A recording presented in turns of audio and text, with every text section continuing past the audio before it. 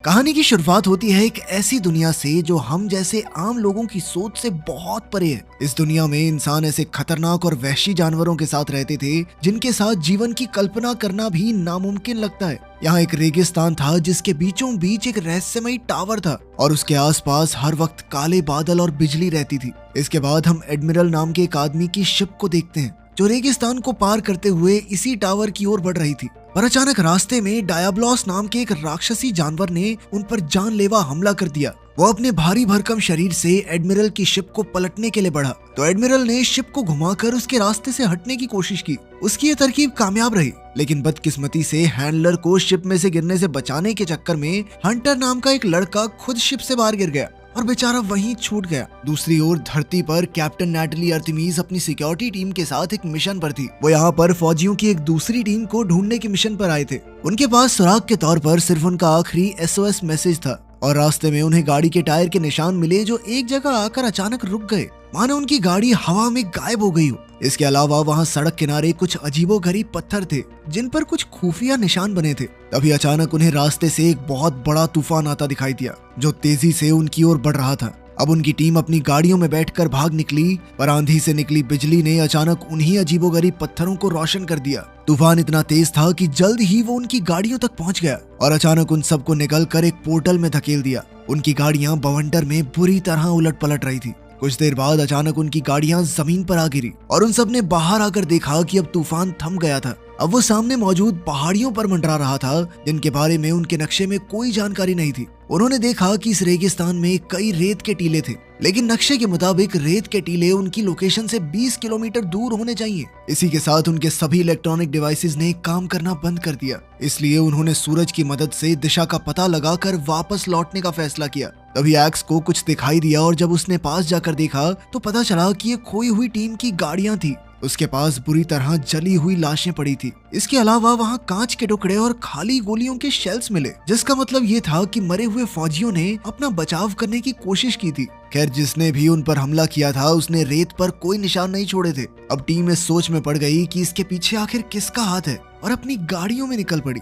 मगर वो ये नहीं जानते थे कि हंटर अपनी दूरबीन से उन पर नजर रखे हुए था। इसके बाद वो सब एक बार फिर रुक गए क्योंकि ये नजारा उन्होंने पहले कभी नहीं देखा था। उनके सामने एक बहुत बड़े जानवर का कंकाल था जो किसी डायनासोर से भी कई गुना बड़ा था। इसी दौरान पीछे से हंटर ने उन पर एक तीर चला दिया तो फौजियों ने उसकी दिशा में जबरदस्त गोलीबारी शुरू कर दी। तभी कैप्टन आर्टेमिस ने तीर पकड़ा और सबको रुकने को कहा क्योंकि तीर सिर्फ चौक का बना हुआ था, यानी कोई उन्हें सिग्नल दे रहा था कि यहाँ पर खतरा है। उसी पल अचानक डायब्लोस रेत से बाहर आ गया तो वो सब फिर से गाड़ियों में भाग निकले। उन्होंने हर एक हथियार से हमला करके देखा मगर डायब्लोस पर कोई असर नहीं हो रहा था। आखिरकार उसने गाड़ी को टक्कर मारी और वो कई बार पलट कर गिर गई, जिससे एक्स की मौके पर ही मौत हो गई। दूसरी ओर स्टीलर नाम का एक फौजी डायब्लोस का शिकार बनने से पहले भागकर दूसरी गाड़ी में चढ़ गया, लेकिन जल्द ही डायब्लोस ने इस गाड़ी को भी बेरहमी से पलट दिया और फिर स्टीलर को अपने दांत में फंसाकर उड़ा दिया। मरने से पहले स्टीलर ने उस राक्षस पर कई ग्रेनेड्स फेंककर हमला किया, जिससे उस खतरनाक जानवर को ज्यादा नुकसान नहीं पहुंचा, लेकिन उसके बाकी साथियों को पत्थरों के बीच छुपने का मौका मिल गया। दूसरी ओर से हंटर ने डायब्लोस को रोकने के लिए उस पर एक तीर से हमला किया और इधर फौजियों की टीम तुरंत एक गुफा में छुप गई। डायब्लोस इतनी छोटी गुफा में नहीं घुस सकता था, इसीलिए उसने एक बार के लिए टीम का पीछा छोड़ दिया। इस मुसीबत में फंसकर डैश काफी घबरा रही थी, मगर तब आर्टेमिस ने लीडर के तौर पर सबको ऑर्डर दिया कि वो अपनी ड्यूटी करते हुए यहाँ से जिंदा बचकर वापस जाएंगे। लेकिन उसी पल अचानक एक स्पाइडर जैसे जानवर ने उसे अपने पंजों में दबोचकर उठा लिया। इस राक्षस का नाम था नर्सिला। उसने आर्टेमिस को काटा, जिससे उसके शरीर में जहर चला गया और फिर वो उसे नीचे फेंक कर भाग निकला।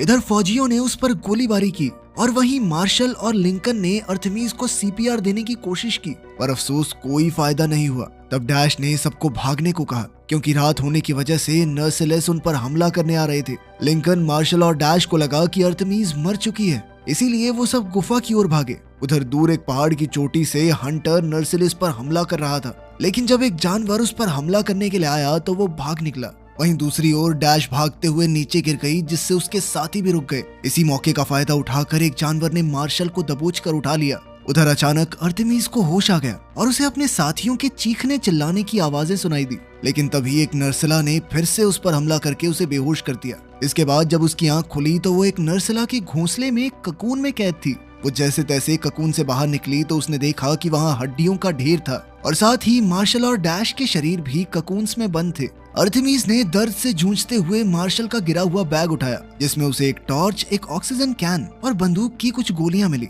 अब वो टॉर्च जलाकर स्पाइडर के जालों भरे रास्ते से आगे बढ़ी। उसने लिंकन को आजाद किया और कहा कि उसकी छाती में काफी तेज दर्द हो रहा है। अब अर्थमीज लिंकन को कंधा देकर बाहर की ओर लेकर गई, लेकिन अचानक उसकी टॉर्च बंद पड़ गई। उसी पल एक नर्सिला उनके सामने आ गया तो अर्थमीज ने आग से मशाल जलाकर उसे दूर हटाने की कोशिश की और इसी दौरान लिंकन के शरीर का दर्द बढ़ गया तो उसने अपनी शर्ट फाड़ कर देखा कि उसके जख्म पर अंडे पनप रहे थे। अचानक नर्सिला ने उसे अपने पंजों में दबोच लिया। जैसे ही वो अर्थमीज को पकड़ने के लिए आगे बढ़ा तो उसने आग पर ऑक्सीजन छिड़क कर पूरे घोंसले में आग लगा दी। अर्थमीज जैसे तैसे रेंग कर घोंसले से बाहर निकलने वाली थी कि ऐन वक्त पर एक नर्सिला ने उसकी टांग पकड़कर उसे वापस खींच लिया। तब अर्थमीज ने उस पर गोलियां फेंक दी जो आग की चपेट में आते ही फट गई और आखिरकार वो सही सलामत घोंसले से बाहर आ गई। अब सुबह हो चुकी थी और धूप की वजह से नर्सिलाज ने उनका पीछा नहीं किया, लेकिन उसे अभी भी ऐसा लग रहा था कि उसके शरीर पर हजारों कीड़े चल रहे हैं, इसलिए वो पागलों की तरह अपने शरीर को कुरेदने लगी।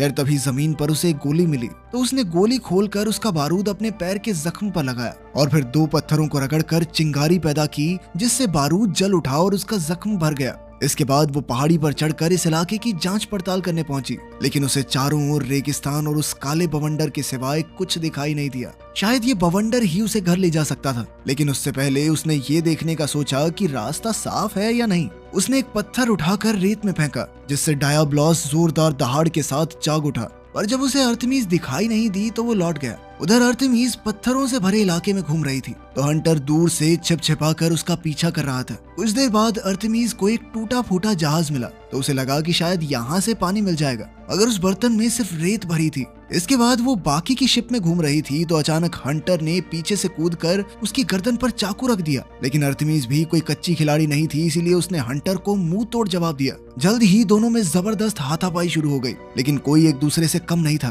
तभी अचानक अर्थमीज ने हंटर का ही चाकू उसके कंधे में घोंप दिया, पर फिर भी हंटर उस पर हावी होकर मुकाबला जीत गया। फिर उसने अर्थमीज के हाथ बांध दिए और उसे अपनी खुफिया गुफा की ओर ले गया। उसने अर्थमीज को तेज चलने को कहा क्योंकि रात होने पर नर्सिला मकड़ियां उन पर हमला कर देंगी, लेकिन अर्थमीज जमीन पर गिर गई और उसने बड़ी ही चालाकी से एक कांच का टुकड़ा उठा लिया। इसके बाद वो दोनों हंटर की गुफा में पहुंचे, जहां हंटर ने पानी पिया और पत्थरों पर लगी हुई काई खाई, लेकिन उसने अर्थमीज को कुछ नहीं दिया। जब अर्थमीज ने कुछ कहने की कोशिश की तो उसने उसे शांत कर दिया, क्योंकि बाहर नर्सिलाज उन पर घात लगाए बैठे थे। खैर बाद में हंटर ने जड़ी बूटियों से एक खास मरहम बनाकर अपने कंधे के जख्म पर लगाई। फिर उसने 2 छोटी छोटी मूर्तियों की पूजा की। इसके बाद अर्थमीज सोने का नाटक करने लगी, मगर असल में वो अपने हाथों की रस्सियों को कांच के उस टुकड़े से काट रही थी। फिर अगली सुबह हंटर बाहर के हालात देखने गया, और जब वो वापस आया तो उसने देखा कि अर्थमीज तो वहाँ है ही नहीं। उसी समय अर्थमीज ने पीछे से उस पर हमला करके उसे बांध दिया।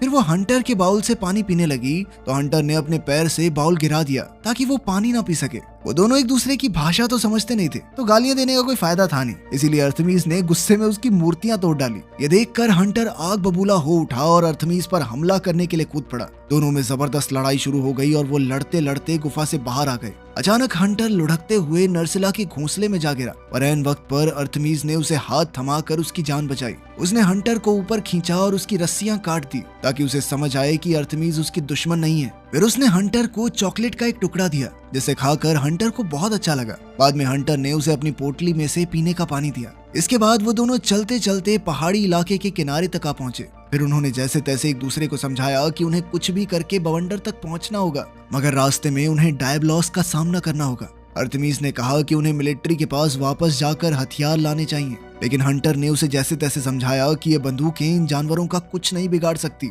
फिर वो उसे अपने साथ एक नर्सिला के घोंसले तक ले आया और कहा कि अगर वो एक स्पाइडर को मार कर उसका जहर इकट्ठा कर ले तो उसकी मदद से वो डायब्लॉस को हरा सकते हैं। अर्थमीज उसके प्लान से सहमत थी और वो खुद नर्सिला का शिकार बनने को तैयार हो गई ताकि हंटर उसका जहर निकाल सके। जैसे ही सूरज डूबा तो वो पत्थरों के इलाके में जाकर नर्सिला का ध्यान आकर्षित करने के लिए गाना गाने लगी। उनका प्लान कामयाब रहा और जैसे ही एक नर्सिला वहां आया तो अर्थमीज तुरंत अपने बिछाए हुए जाल की तरफ भागी। अचानक नर्सिला का पैर एक रस्सी में फंस गया और हंटर ने ऊपर से कूदकर अपनी भारी भरकम तलवार से उसके सर के 2 टुकड़े कर दिए। फिर उन्होंने उसका डंक भी काट लिया और बाकी नर्सिलाज के आने से पहले वहां से भाग निकले। फिर वो दोनों अपनी गुफा में गए जहाँ हंटर ने अर्थमीज को बताया कि वो मूर्तियां जो उसने तोड़ दी वो उसके मर चुके माँ बाप की थी। अगले दिन उन्होंने अपने प्लान को अंजाम देना शुरू किया। उन्होंने नर्सिला का डंक एक तीर के आगे बांध दिया और फिर टूटी हुई शिप में एक जाल बिछाया। हंटर ने अर्थमीज को कुछ हथियार दिए जिनमें से एक ताकतवर हुक था और साथ ही 2 ऐसे ब्लेड्स थे जिनको एक साथ रगड़ने पर आग निकलती थी।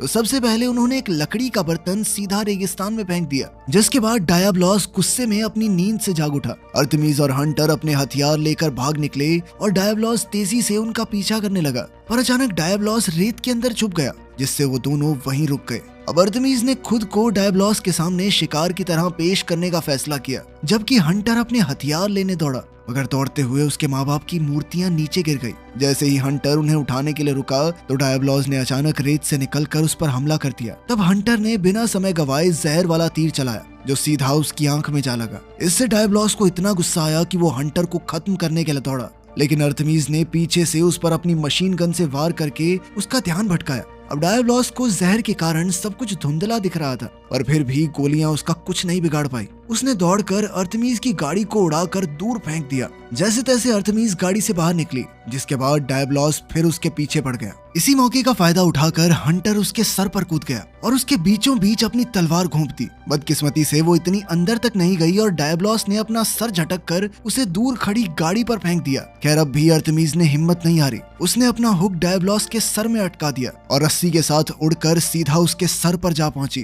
फिर उसने और जोर से तलवारों को अंदर धकेला और आखिरकार डायबलॉस की मौत हो गई। इधर हंटर अब भी बेहोश था, इसलिए अर्थमीज ने आसपास की गाड़ियों से सारा जरूरत का सामान इकट्ठा किया और फिर डायबलॉस की त्वचा का एक हिस्सा काट कर हंटर को उस पर लेटाया और उसे अपने कंधों पर खींचकर आगे बढ़ी। कुछ घंटे चलने के बाद आंधी तेज हो गई तो अर्थमीज ने जुगाड़ लगाकर अपने सामान से एक टेंट लगाया और फिर इमरजेंसी आर्मी किट की मदद से हंटर के दिल की धड़कनें चालू रखी। कुछ समय बाद आंधी रुकी तो वो दोनों रेत में पूरी तरह दबे हुए थे, मगर टेंट की वजह से दोनों की जान बच गई थी, इसीलिए वो सही सलामत बाहर आ गए। इसके बाद वो दोनों काफी देर तक चलते रहे और आखिरकार एक ओएसिस पर पहुंचे। इस इलाके में एप्सरॉस नाम का एक बड़ा जानवर था, पर हंटर ने बताया कि ये जानवर शाकाहारी है, हमें कुछ नहीं कहेगा। फिर जब अर्थमीज पानी पीने आगे बढ़ी तो अचानक सेफलस नाम के एक मॉन्स्टर ने उस पर हमला कर दिया। उसी पल हंटर ने अपनी तलवार के तेज तर्रार वार से उसके 2 टुकड़े कर दिए और बाद में वो दोनों उसी को पकाकर खाने लगे। खाना खाने के बाद जल्द ही रात हो गई, पर तभी अचानक ओएसिस में आग लग गई,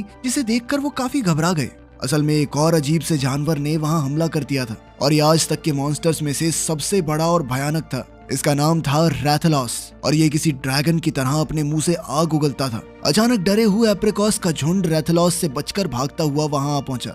हंटर तो उनसे बचकर छुप गया, मगर अर्थमीज का पैर मुड़ गया और वो जमीन पर ही गिर गई। उसे लगा कि वो एप्रिकॉस के नीचे दबकर ही मर जाएगी, मगर तभी अचानक एक आदमी उसके सामने आया। इस आदमी का नाम था एडमिरल, जिसे हमने कहानी की शुरुआत में देखा था। उसने अपनी आग उगलने वाली तलवार की मदद से एप्रिकॉस को अर्थमीज के पास आने से रोका। तभी अर्थमीज ने भी एडमिरल की तरह खड़े होकर अपने ब्लेड से आग निकाली। उधर हंटर भागते हुए एक पहाड़ी की चोटी तक आ गया। तभी वो पीछे से आ रहे एप्रिकॉस के झुंड के साथ नीचे गिरने ही वाला था कि ऐन वक्त पर हैंडलर ने रस्सी पर आकर उसे गिरने से बचा लिया। सारे एप्रिकॉस के जाने के बाद अर्थमीज ने एडमिरल का शुक्रिया अदा किया तो एडमिरल ने इंग्लिश में जवाब दिया, जिसे सुनकर अर्थमीज हैरान हो गई। जिसके बाद एडमिरल ने उसे एक ही मुक्के में बेहोश कर दिया। बाद में जब उसकी आंख खुली तो वो एक शिप में एक पिंजरे के अंदर कैद थी और एडमिरल के साथ ही उसे देख रहे थे।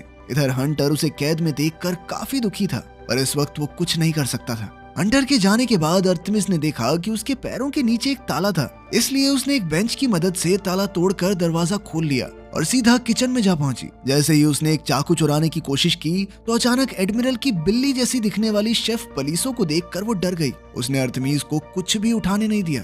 तभी हंटर ने वहां आकर उसे खुशखबरी दी कि अब वो आजाद है। फिर हंटर अर्थमीज को एडमिरल के पास ले गया, जिसने अर्थमीज की हथकड़ियां खोली और उससे अपनी गलत फहमी के लिए माफी मांगी। असल में एडमिरल धरती के लोगों से पहले भी मिल चुका था और वो जानता था कि उन्होंने अपने प्लेनेट का क्या हाल किया है। वहीं से उसने इंसानों की भाषा भी सीखी थी। खैर फिर उसने अर्थमीज को समझाया कि अभी वो एक दूसरी दुनिया में पहुंच चुके हैं और इस सब की वजह है वो स्काई टावर, जो काले बवंडर से घिरे पहाड़ की चोटी पर मौजूद है। इसे जरूर किसी पुरानी सभ्यता ने बनाया होगा, जो आज के मुकाबले काफी ज्यादा आधुनिक रही होगी। उस सभ्यता के लोग एक दुनिया से दूसरी में जाया करते थे, पर शायद अब किसी वजह से खुद ही खत्म हो गए। एडमिरल को शक था कि धरती का जरूर इससे कुछ लेना देना है। अब उनका मिशन था इस टावर तक पहुंचना, लेकिन रास्ते में रैथलॉस उनके लिए एक खतरनाक अड़चन बनकर खड़ा है। एडमिरल ने कहा कि अगर अर्थमीज रेथलॉस को हराने में उनकी मदद करेगी तो बदले में वो उसे घर पहुंचाने की पूरी कोशिश करेंगे। यह सुनकर अर्थमीज उनका साथ देने को राजी हो गई। फिर अगली सुबह पूरी टीम पहाड़ी के लिए निकल पड़ी और कई घंटों की मुश्किल चढ़ाई के बाद आखिरकार वो टावर तक पहुंच गए। स्काई टावर लावा पर खड़ा था और एडमिरल को लगा कि इसी से शायद उसे शक्ति मिलती होगी। खैर, जैसे ही वो टावर की ओर बढ़े तो रास्ते में उन्हें कांच के टुकड़े मिले, जिसका मतलब ये था कि रेथलॉस उनके करीब है। तब एडमिरल ने सबको बताया कि अपने मुंह से आग उगलने से ठीक पहले रेथलॉस की ताकत सबसे कम होती है, क्योंकि उसके शरीर की पूरी जान आग को बनाने में लग जाती है। अब पूरी टीम अलग अलग हिस्सों में बंटकर रेथलॉस का सामना करने को तैयार हो गई। अचानक रेथलॉस ने आग उगलकर उनके कुछ सिपाहियों को भस्म कर दिया और फिर टावर के रास्ते के बीचों बीच खड़ा हो गया। अब एडमिरल उस पर हमला करने के लिए आगे बढ़ा तो अर्थमीज और हंटर अपने हथियारों के साथ उसके पीछे आए। उनके बाकी साथियों ने भी उनकी मदद करने की कोशिश की, मगर रेथलॉस ने सबको उठाकर दूर फेंक दिया। उसी पल अचानक टावर के आसपास मौजूद खास निशान रोशन हो गए।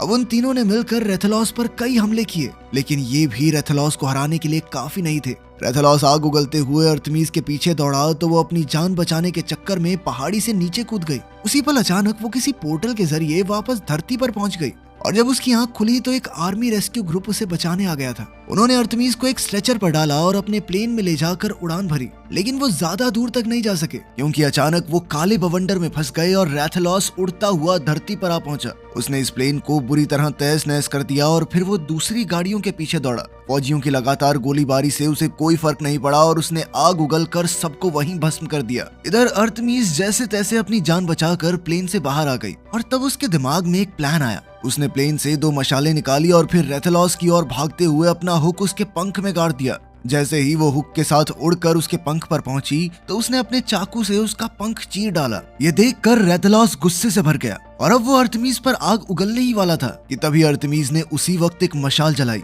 जिसमें उसका हाथ भी काफी जल गया। फिर उसने तुरंत मशाल सीधा रेथलॉस के मुंह में फेंक दी, जिससे उसकी जीभ और अंदर का सारा हिस्सा जल गया। खैर, बदकिस्मती से ये भी रेथलॉस को मारने के लिए काफी नहीं था। अब वो फिर से अर्थमीज का खात्मा करने ही वाला था कि ऐन वक्त पर हंटर ने वहां आकर उस पर कई धुआंधार तीर चला दिए। एक तीर रेथलॉस के एक जख्म के जरिए उसके शरीर के अंदर घुस गया और इसी से उसके अंदर इतना जबरदस्त विस्फोट हुआ कि वो वहीं जलकर राख हो गया। और उसने अर्थमीज को बताया कि वो यहाँ इसलिए आए क्योंकि वो धरती को रेथलॉस के हाथों तबाह होने नहीं दे सकते थे। खैर, दूसरी ओर स्काई टावर का एक और पोर्टल खुल गया था जिसके ऊपर गोर मकाला नाम का एक और जानवर आकर खड़ा हुआ। अब अर्थमीज ने एडमिरल और हंटर के साथ वापस उस दुनिया में जाकर उस टावर को तबाह करने का फैसला किया ताकि इन जानवरों का चक्कर हमेशा हमेशा के लिए खत्म हो जाए। अर्थमीज, हंटर और एडमिरल ने एक साथ उस जानवर पर हमला करके उसे वापस पोर्टल में भेज दिया और खुद भी उसका खात्मा करने के लिए वापस उस दुनिया में पहुंच गए। कहानी के आखिर में हमने देखा कि एक रहस्यमयी आदमी टावर के ऊपर से ये सब देख रहा था। वीडियो पसंद आई तो लाइक कर देना, चैनल को सब्सक्राइब कर लेना। मिलते हैं अगली वीडियो में।